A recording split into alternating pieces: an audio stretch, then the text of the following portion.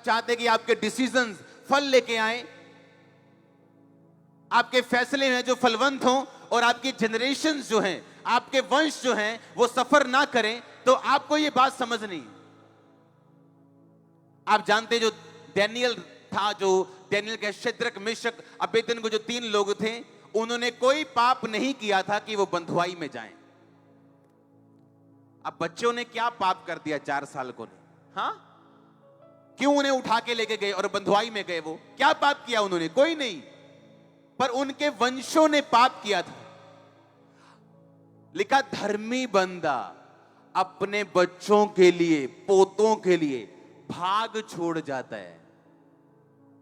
Property, पैसा, सुनो, हां, अच्छी चीजें, अच्छा नाम, जो पैसों से भी, इत्र से भी ऊपर है। आप अपनी जनरेशन के लिए क्या छोड़ के जा रहे हो? डैनियल और उसके 3 साथी, उनके वंशों ने, उनके बाप दादाओं ने परमेश्वर से विरोध किया, पाप किया, व्यभिचार किया, मूर्ति पूजा की, और अपने बच्चों के लिए बंधुआई छोड़ गए। वो आज कलीसिया में कुछ लोग बीमार हैं, अपने पाप की वजह से नहीं, अपने बाप दादाओं के पाप की वजह से। आज कुछ लोग गरीब हैं, इसलिए नहीं कि वो उन्होंने पाप किया, बाप दादाओं के गुनाहों की वजह से।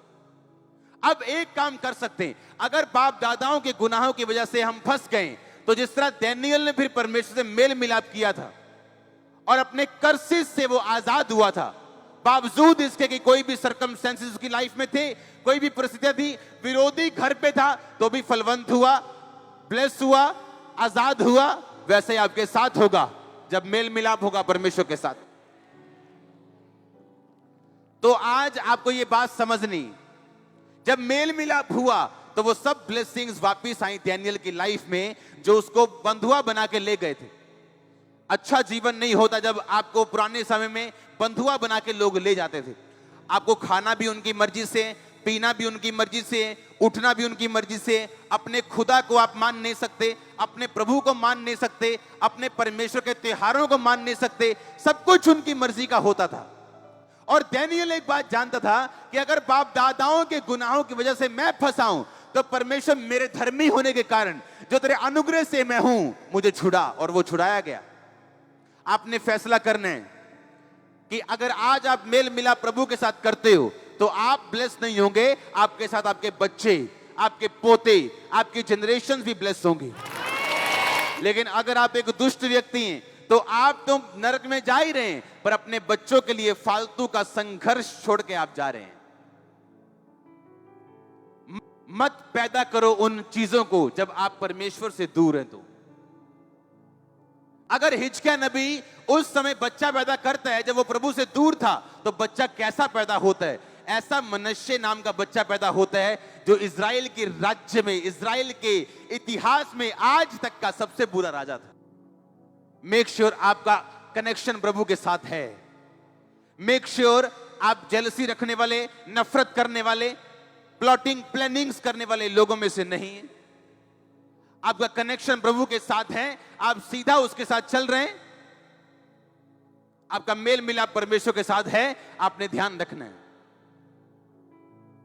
आमीन। क्योंकि धर्मी बंदा अपने बच्चों के लिए क्या छोड़ जाता है? अच्छी चीजें। एक धर्मी पास्टर अपने वंशों के लिए, जो आने वाले यूथ हैं, उनके लिए अच्छी एग्जाम्पल छोड़ के जाता है। तो आपने ये ध्यान रखना है कि आप क्या दे रहे हो अपने वंश को?